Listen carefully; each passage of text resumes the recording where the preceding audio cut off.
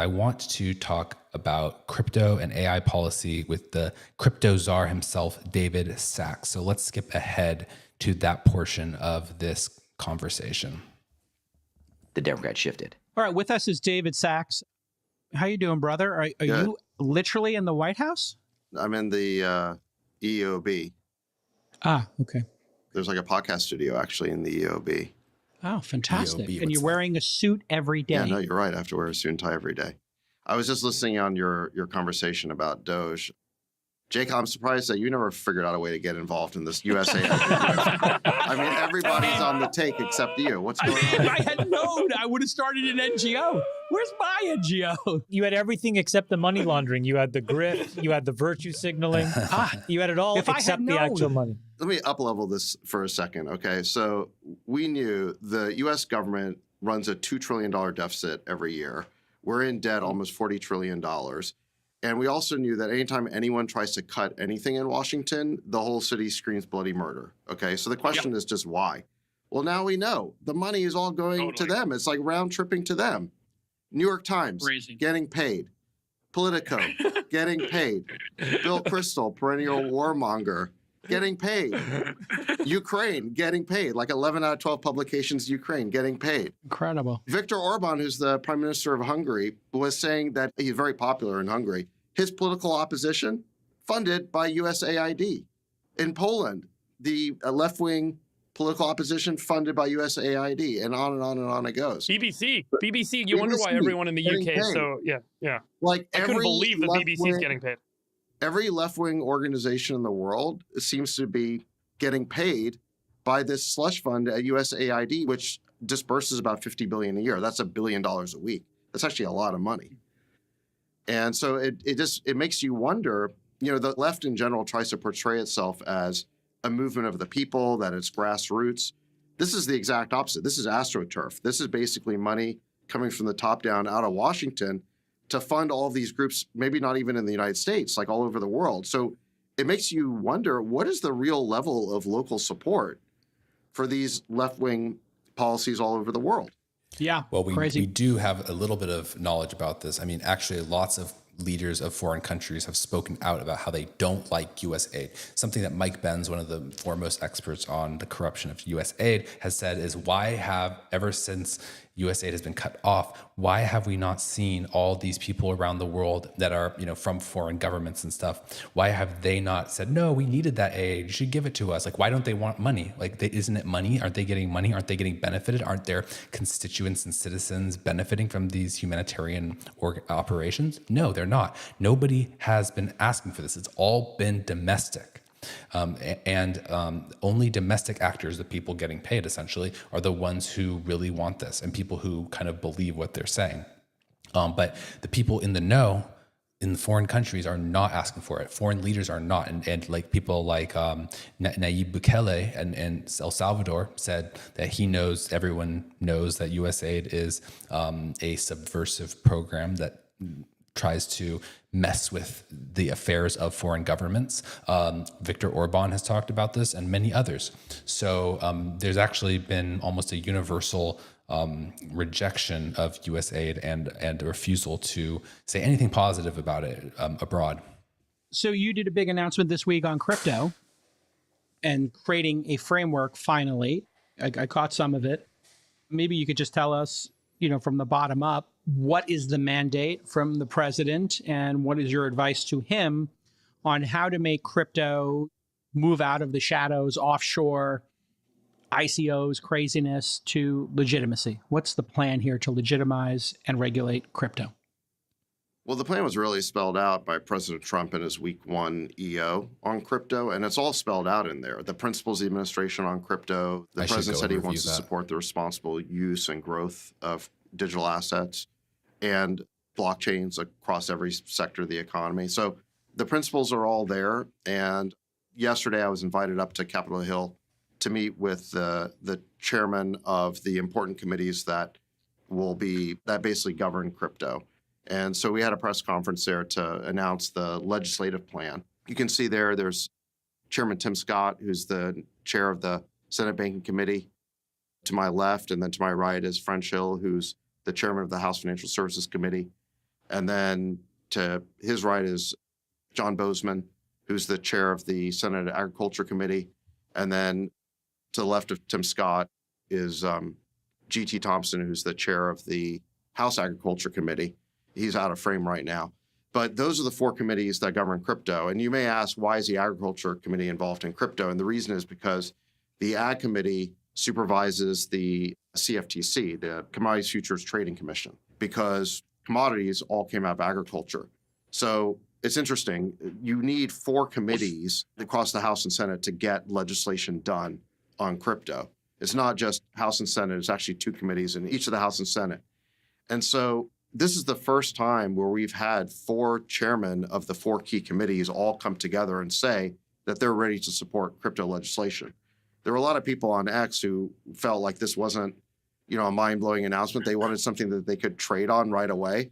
That's not what this was. This was basically a statement of commitment from the chairs of the four committees that we're going to get legislation done this year, maybe in the next 6 months. I mean, that's really the goal. And we've never had that before. So that is pretty monumental. I used to work in this.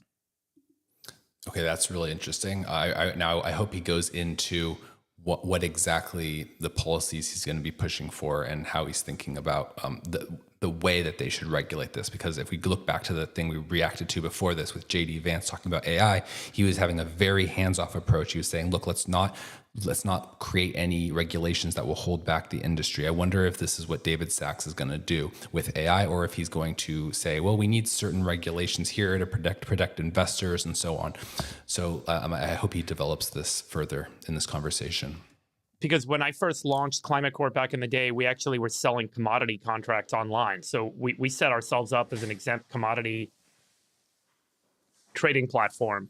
And I remember all this old legislation. There was the Commodity Futures Modernization Act, if I remember, when they deregulated the energy markets. But one of the features of the Commodity Futures Modernization Act was that they created this concept of an exempt commodity contract, which was where you're not delivering a physical good. And that's basically what weather derivatives were, and energy derivatives and other kind of indices were created that didn't have a tangible physical supply, and it was still kind of shoveled in the commodities world. That's why the legacy of all this stuff kind of sitting with agriculture. Is that the way this is likely going to move forward? Is it's going to look like a new extension of exempt commodities and kind of treated like that versus being securities? The question you're describing is called market structure. What are the definitions going to be? Because digital assets can be many things. Yeah. You can have some digital assets are cryptocurrencies. They're actually currencies. Then there's things that are crypto securities. Then there's things that are commodities. Bitcoin actually is regulated as a commodity right now. And then you've got things that aren't securities or commodities, or like collectibles, like NFTs, things like that. So there's all these different categories. And yeah, the thing is, though, is you really need to get to the bottom of what is a security, and we need to reform that.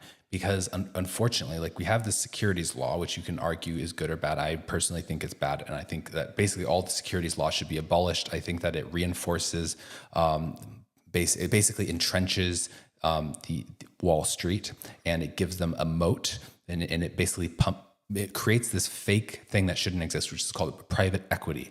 And it creates a private equity industry, which basically what private equity is it's equity in companies that is not publicly traded. And this is a very inefficient market because most people cannot act in this market. And these companies are very constrained in the way that they can raise capital. And if they want, if they want to go public and they want to give access in public markets, they then have to go and comply with these onerous regulations and things that are just not realistic for lots of businesses. So it kind of corners businesses into this private market. And then basically the only people who can invest in this private market is private equity. And it's not at all democratic. It's just a few fund managers that are managing all of the funds. And then they have these giant private equity funds. They funnel, some of that money into funds of funds. And there's all these layers upon which people are taking fees. It's horrible. It shouldn't exist. Everything should just be like on Robinhood, essentially, right? It should just be something where anyone can invest at your own risk. It's already risky to invest. You can already invest in like penny stocks. You can gamble. You can do all this stuff.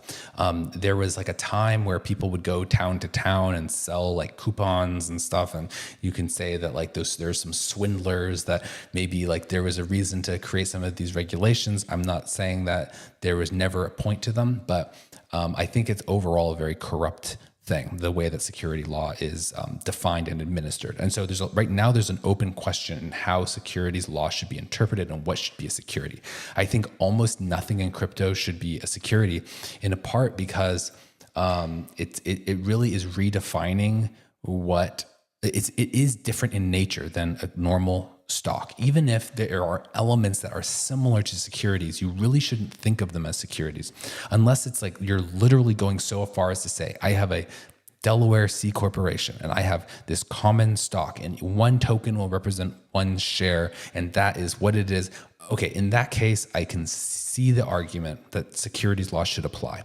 But if there's any sort of like novel use of the technology, I really hope we can deregulate that. And I'm not saying we'll never have regulations. I just want to observe and see how it goes and see what regulations make sense in the context of this technology. There's a lot of cool things that people can do. Like, for example, they can create projects and they can fork each other's projects and they can trade these tokens and compensate developers without in a permissionless way. There's all these things that could get into it. But the point is there's a lot of innovative ways that crypto can facilitate people working together and doing business together. And if you try to overclassify everything as a security, which gives it these very strict and onerous regulations, it's going to basically completely halt progress in a very important area.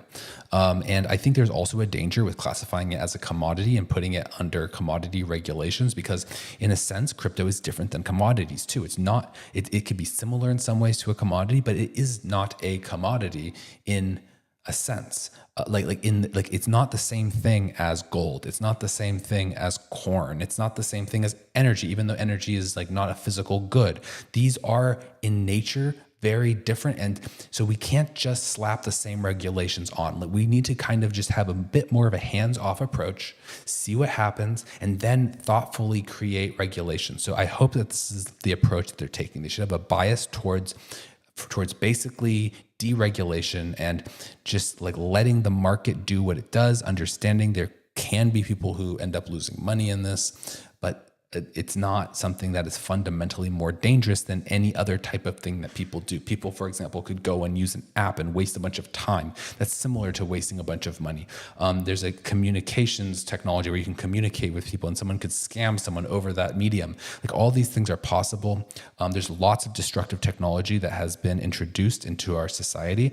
And so this has the potential to have some destructive effects, and people could lose money participating in crypto markets. It's true.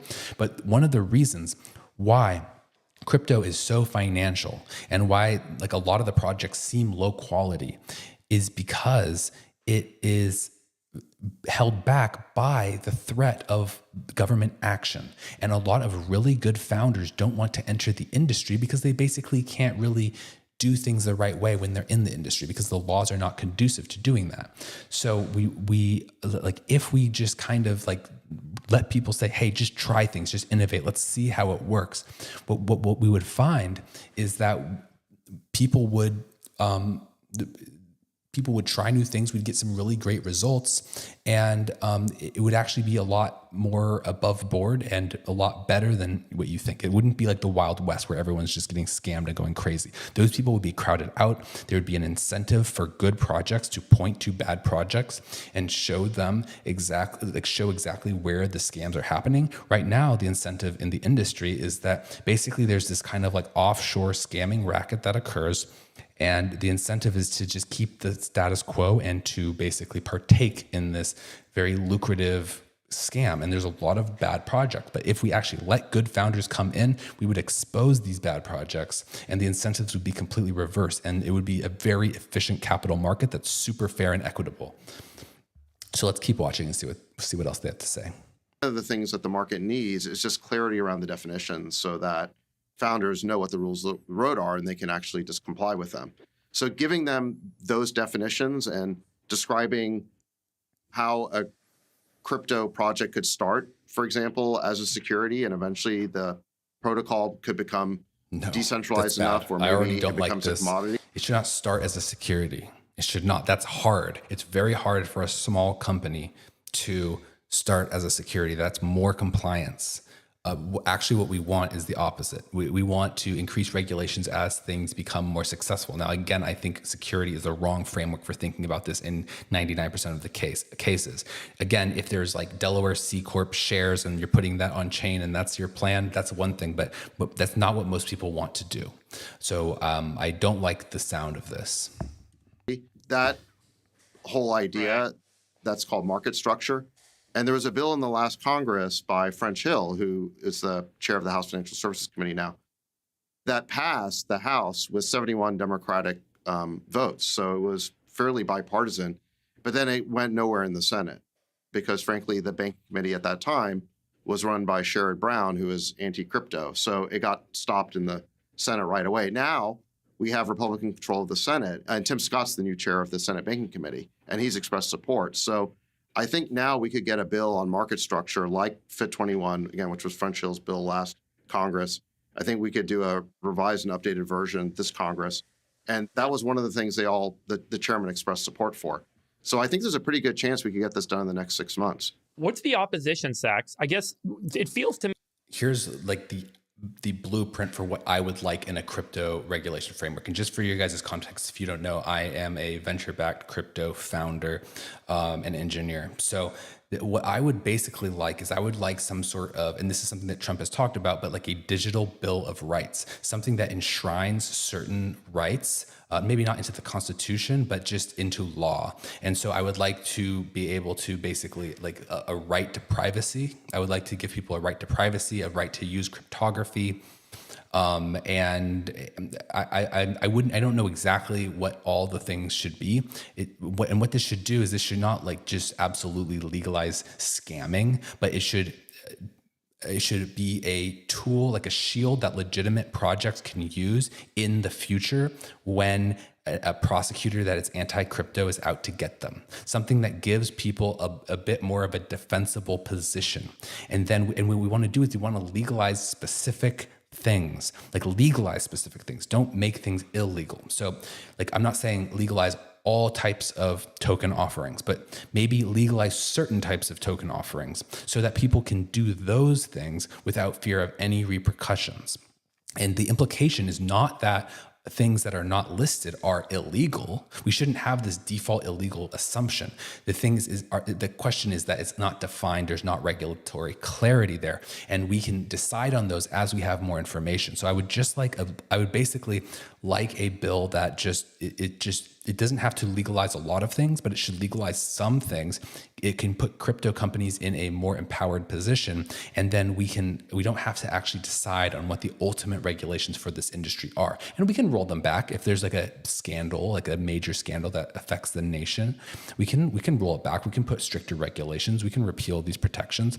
But I think it's a good starting point to give the crypto founders the legal clarity that they need. But we don't want to create rules that could be the wrong rules that could ultimately maybe be beneficial for the current players who are shaping the policy, which is a real thing, like Coinbase and these major funds. Like there's a lot of really powerful, rich, entrenched powers that supported Trump and want certain legislation that's going to help their current business model. The thing is that they are already living in the past.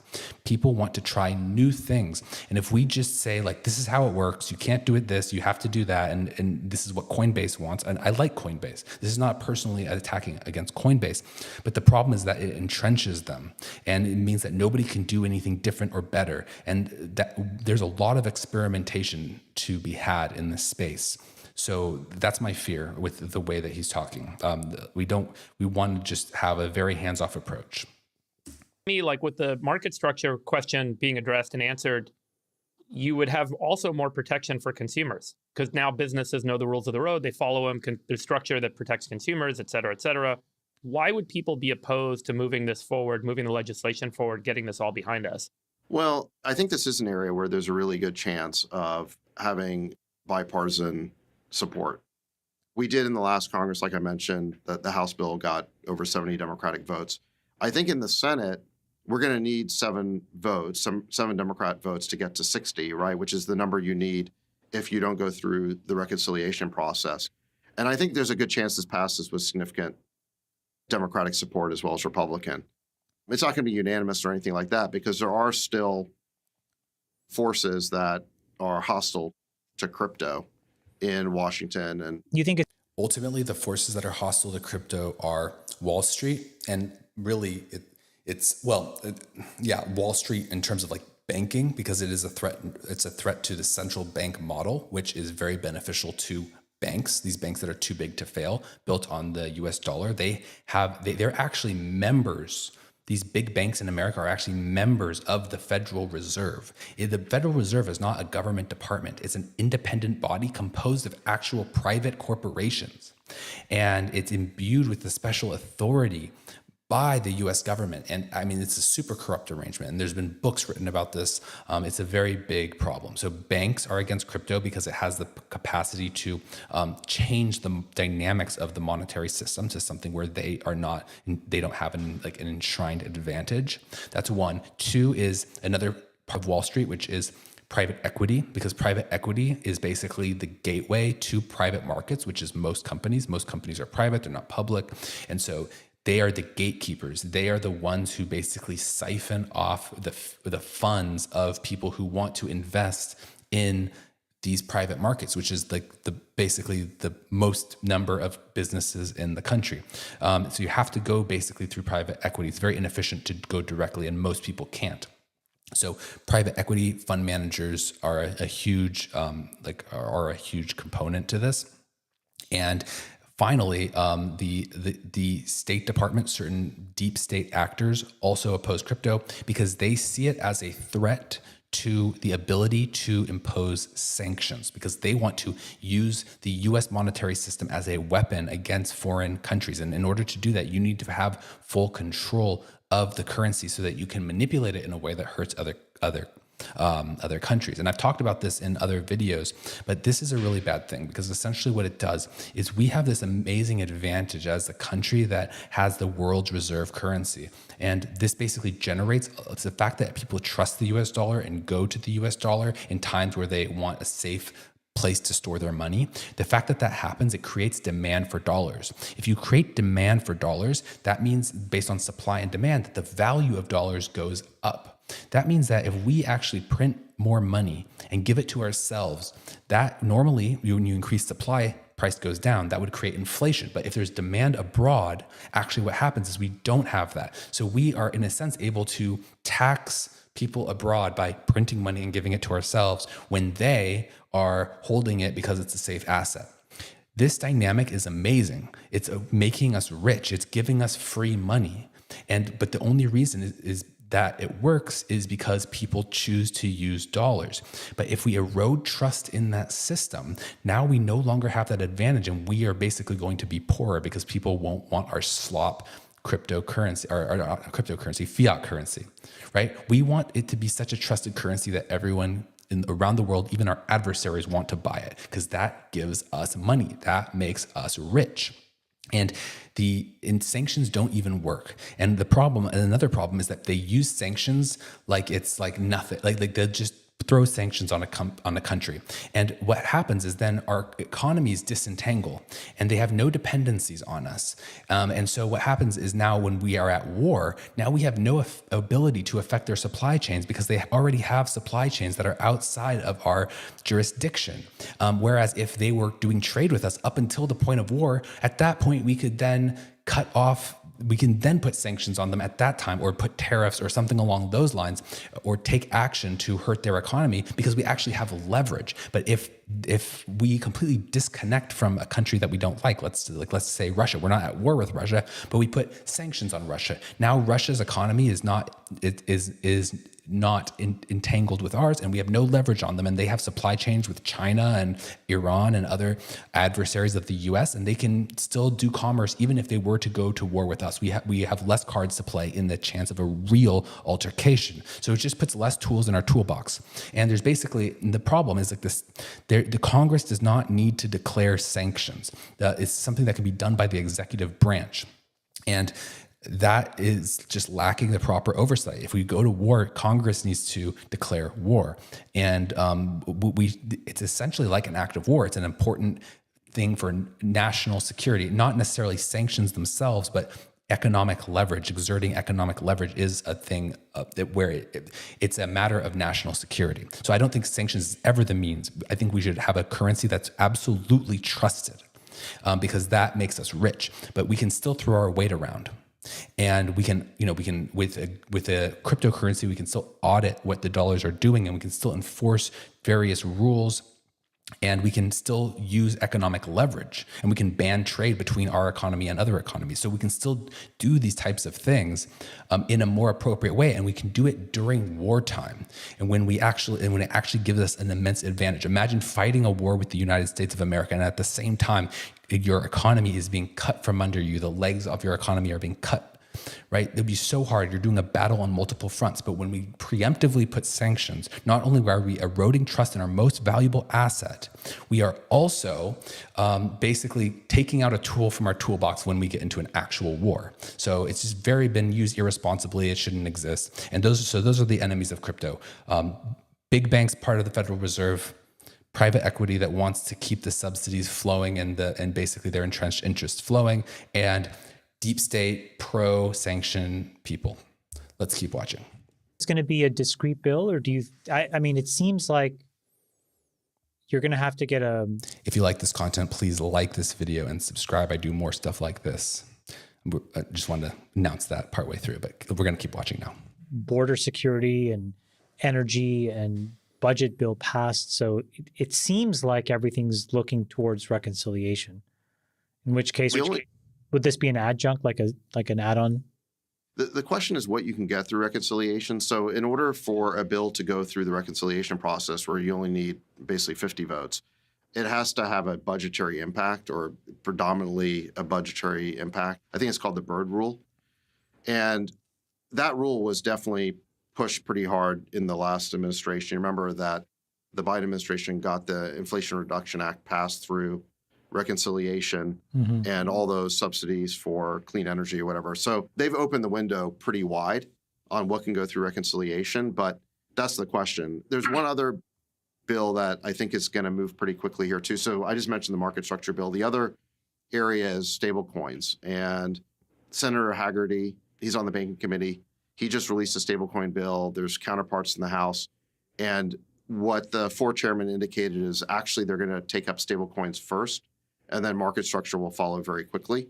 So I think we could see a stablecoin bill pass Congress in the next several months. Sachs, I guess this question is something that I'm more confident that they will get right, because this is like a very narrow part of the broader crypto ecosystem, and it's very easy to see the types of problems that could occur. I mean, this is very similar.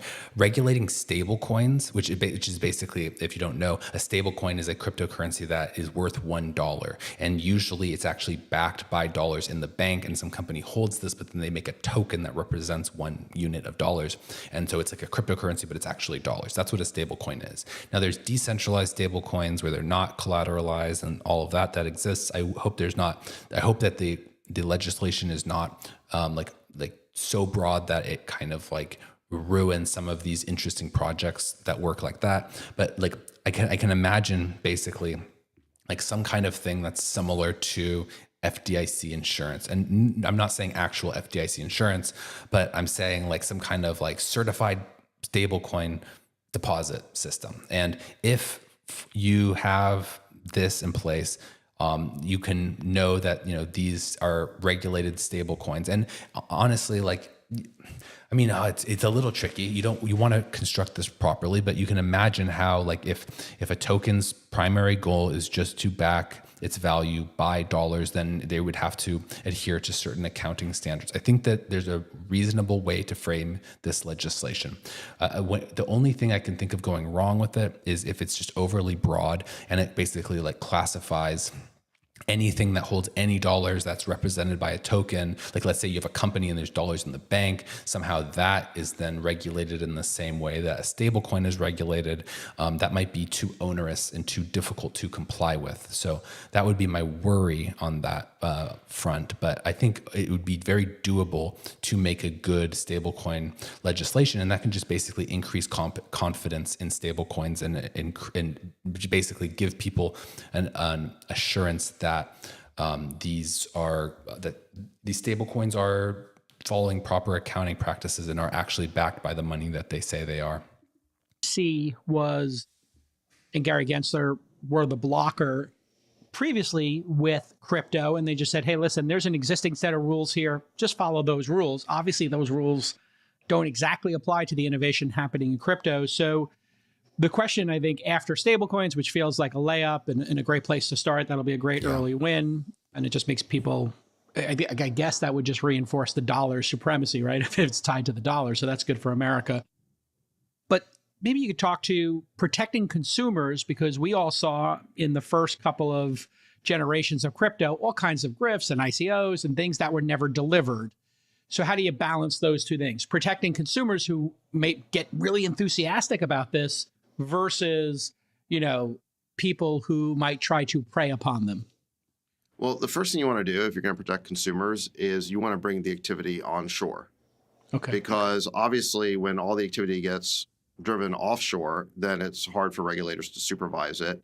And moreover, it's hard. This is a great point. A lot of the bad projects that did ICOs were actually people in other countries. Now, that's a bit of a generalization, but this is actually true. There has always been a problem in crypto. In the early days, before there was too much legal scrutiny, I think people were a little bit less afraid to use crypto for fundraising. Like, people were doing ICOs, people don't really do that anymore because they're afraid of legal repercussions. But back in the day, the issue is that these markets were very immature, so it was unclear how effective fundraising could be in these. So a lot of the best founders in the United States just decided to go to normal venture capital markets. So in the early days of crypto, despite there's nobody really afraid of like legal repercussions that much, they were it was just so immature that like the best founders didn't use crypto. And then later on, now people started getting scared. And as the crypto markets got bigger and more mature and actually capable of supporting the financing of really great projects, it became a different problem. Not that the crypto market wasn't ready, but actually the problem was that there was legal repercussions that people were afraid of. So again, the best founders were running away from this industry and they were not willing to innovate or try anything in it. And so that's why we've basically never had that many really good founders in crypto. It's always been basically grifters and people who are not afraid to bend the rules and not afraid of repercussions and don't think things through, or very young people who are willing to take risks without thinking about it. All these things have been very common. And like basically people in like foreign countries that just, are like likely to be able to evade SEC enforcement and stuff like that. Those are the types of people who have done a lot in crypto thus far. But that's not, that's because the really strong players have been excluded for a variety of reasons. And once we actually can get legitimate good founders to raise money on crypto rails and finance their productive work using decentralized finance technology, then we're going to see a renaissance in what can be done, what can be financed, and what the technology can deliver on. For the market to know who's a good actor, who's a bad actor, what's a good project, what's a bad project. So the first thing you want to do is have the innovation happen onshore in the United States. By the way, it's probably not a coincidence that the biggest fraud in the history of crypto, which was FTX, was based in the Bahamas. Yeah. Probably a reason. A little bit of a tell. Yeah. And it'll be an even stronger tell when the good projects feel like they can come back into the United States. And then you've got the shady ones in the Bahamas or in other countries. They're going to stick out like a sore thumb. Everyone's going to be able to understand that, those guys are too shady to operate in the United States. So the number one thing we need to do is bring the innovation onshore. In terms of the framework, I think the market structure bill is going to define, here's a security, here's a commodity, here's what you have to do, here are the disclosure requirements around creating a crypto project. So all of that will be in the bill. And then in the meantime, the SEC has created a new task force under Hester Peirce, who's a SEC commissioner. And she is already starting to do work in that regard to define a better regime at the SEC for crypto projects. You mentioned that Gensler said that the SEC's doors were open to crypto companies and they should come in and talk to us and work with us. That was very disingenuous. Crypto companies would tell me they would go see the SEC. The SEC would tell them nothing about what the rules were, but they would have enforcement people in those meetings just writing down everything they would say. And the next day they would get sent a Wells notice. So the truth is the SEC was not cooperating. They were not providing any clarity. I just want to comment that this is so beyond inappropriate. I mean, being a prosecutor should not be a vehicle for basically enacting your political philosophy and ideology. Like, you should be dispassionately enforcing the law. And there is no law against cryptocurrency. There's no intention in the law to ban cryptocurrency, and there's no effort on the SEC to actually see where the country stands on this issue and to seek clarity and to ask for Congress to weigh in on how it should act. Instead, there were certain anti-crypto people that probably were anti-crypto for a variety of reasons, including for ideological ones.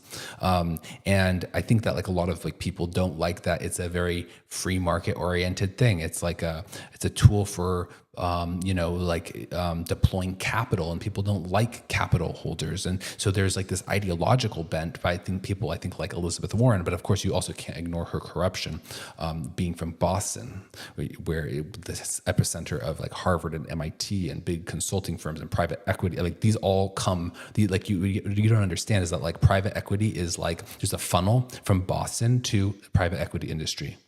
It's like this is what makes the private equity industry is the Boston University. So it's an essential part. And so Elizabeth Warren is from Boston, from Massachusetts. She's the senator from Massachusetts. And so she not only has like this anti-capitalist ideological bent against crypto, but she also has very perverse incentives because her constituents are legacy elites and they are threatened by crypto. And so she and others basically pushed in concert with Gensler to attack, systematically undermine the crypto industry. And that's because they didn't like it. And that's not how an investigator or government employee should act. They should not let their personal opinions get in the way. They should just enforce the rules as they see it. And it's really, I hate to say it, but they shouldn't be thinking so much about this. They should let Congress direct their attention to what is most important instead of making up their own legal theories and trying to enact a change through their execution. We've trusted them to fairly execute the laws of the land, and instead they tried to do it through their own ideological lens. They were just honeypotting founders basically to come in, and then they would immediately investigate them. I mean, it was really terrible. Look, we expect founders to play by the rules and abide by the law and be compliant. But when you won't tell them what the rules are and then you prosecute them, there's no fair way for them to comply. So the most important thing is to give them a framework. I think the SEC now is doing that. They're starting to do that already. And then legislatively, we're going to have a bill that does that, moving through Congress over the next few months. This is absolutely awesome. We're super encouraged that you're doing this, and we really appreciate you coming on the pod. Wish you could participate in the other 3 or 4 crazy discussions we're about to have, but we understand you've got to stay focused on the mission. Okay, that was it. So my take on David Sachs's approach is, I would say he hasn't said much yet. He hasn't revealed his cards. I guess there are some bills that have been proposed. I could dive into that. There's an executive order. I should maybe do a stream where I look over this executive order and give you my thoughts. On this interview, he didn't really reveal much about his plan. There were a few things that raised a few eyebrows. I'm just it depends on how it's executed. I hope that they're not putting many restrictions on crypto companies, and instead they're just letting the market do things and seeing how it plays out. founders need assurances that they're not going to be prosecuted, but we should just take a beat and just let things happen and just see what happens when we have high quality founders able to access these now mature crypto capital markets without fear of legal repercussion. Let's see what happens. And if it's bad, let's go and ban it. But I don't think it will be. I think it's going to drive innovation. And so one thing I wanted to talk about a little bit, and before we end this stream, is the what is going on now. And I've talked about this on other streams, but the way I see it is what we are witnessing right now is a form of succession, similar to the TV show Succession, where there's this guy, this patriarch who runs a business, and he has these children, and he wants to see which of his children can take over the business, and it turns out that they're all incompetent. And he's dying, he's old, and eventually I don't want to spoil it, but whatever. The point is it's about that. It's about who takes over the business. And it's just really hard because, all of his children are not serious people, as they say. And so what we're witnessing now is a form of succession. We have this gerontocracy. We have like Biden and Trump and these very old people, and there needs to be a generational change. But the question is, who is going to take up that mantle? And it just so happens that the tech industry has fostered the biggest set of competent people in the whole country. So there's been a lot of people that have gone into politics, and presumably they wanted to inherit the power structure that existed. They wanted basically Biden to leave office, and then now they take his place. But that is not what's happening, because there's been a serious adverse selection in the government to basically, in political parties, to basically select for ideologues and sycophants and people who say what they need to say to get ahead, but don't actually add value, because they don't actually have to be judged on the results that they have. And so as a result, the people that are in the traditional political sphere, they are not particularly competent leaders, and they are not particularly in touch with reality.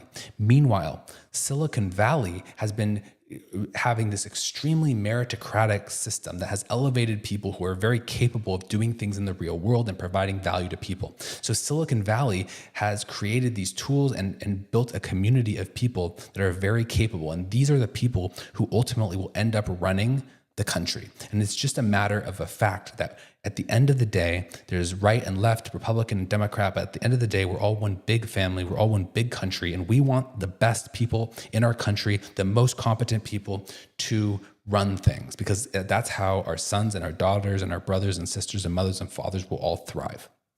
And so that's ultimately what the people are going to decide. It's inevitable. But right now we're witnessing a succession. So there's a sibling rivalry that's going on between the tech people and the DC people. And the DC people are like the dumb kids in Succession, the doofuses. They're just not serious. They just are so lame.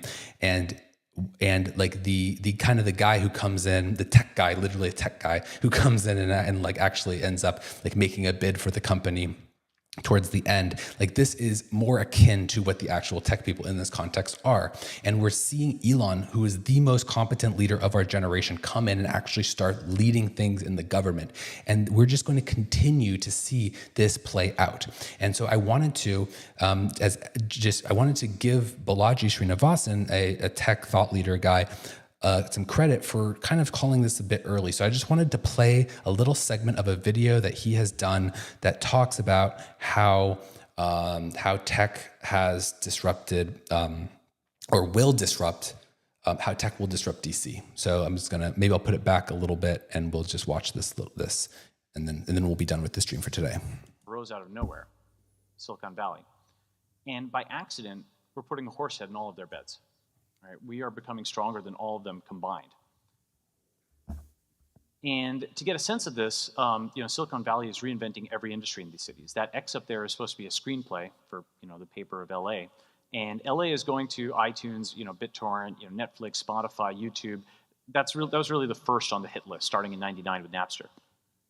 New York, right alongside, AdWords, Twitter, Blogger, Facebook, Kindle, Aereo. We're going after newspapers. We're going after Madison Avenue. We're going after book publishing. We're going after television. Aereo figured out how to put a solid-state antenna in a server farm so they don't have to pay any TV fees for over there recording. Recently, Boston was next in the gun sites. Khan Academy, Coursera, Udacity.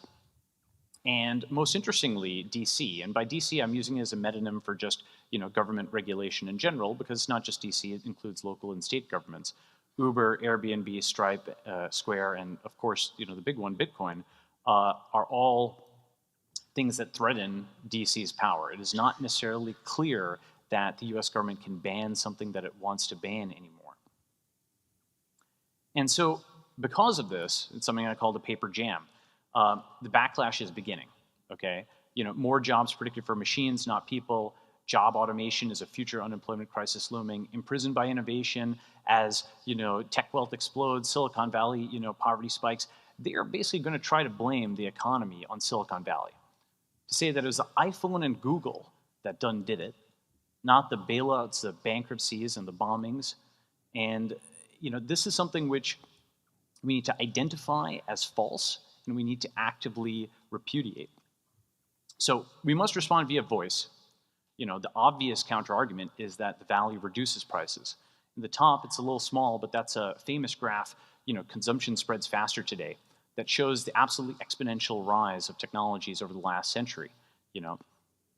Anything that is initially just the province of the 1%, whether it be computers or cell phones, quickly becomes the province of the 5% and the 10%. That MVP that barely works, that someone is willing to pay thousands and thousands of dollars for, allows you to fix the bugs, to get economies of scale, to bring it to the 10%, and then 20%, and the 50%, the middle class, and then the 99%. That's how we got cell phones from a toy for Wall Street to something that's helping the poorest of the poor all over the world.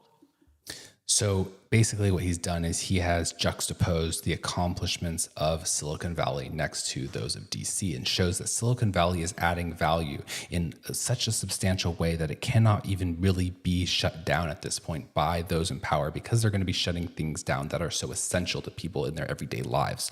This shows the power dynamic. He also foreshadowed what came to be, which is like basically the media villainizing tech. And this was in 2013. So this was at the time when tech was much more popular. But as has happened, basically now the mainstream media has pointed fingers at tech and has blamed it for all of the problems, and basically is saying like Elon Musk is the bad guy, and saying like we need the state and we need DC to regulate and to control these bad people in San Francisco. That's the narrative, and it's basically they're dying out, and this is the struggle for power. And just going back to this visual, it just really goes to show how tech institutions are replacing those traditional power centers in the United States. So I thought this was very prescient. I think this is a really good way of looking at politics. And it's a very interesting talk. It's in my sources playlist I've talked about. It's called Balaji Srinivasan at Startup School 2013. It's by Y Combinator. So I highly recommend you check this out. Anyway, thank you so much for tuning in today. Please like and subscribe to my channel. If you like this video, it would really mean a lot. I'm a new creator. So your comments, your likes, and your subscription is very meaningful to me. And I do a lot of content like this. So you're going to be thoroughly entertained and educated if you subscribe. So thank you so much.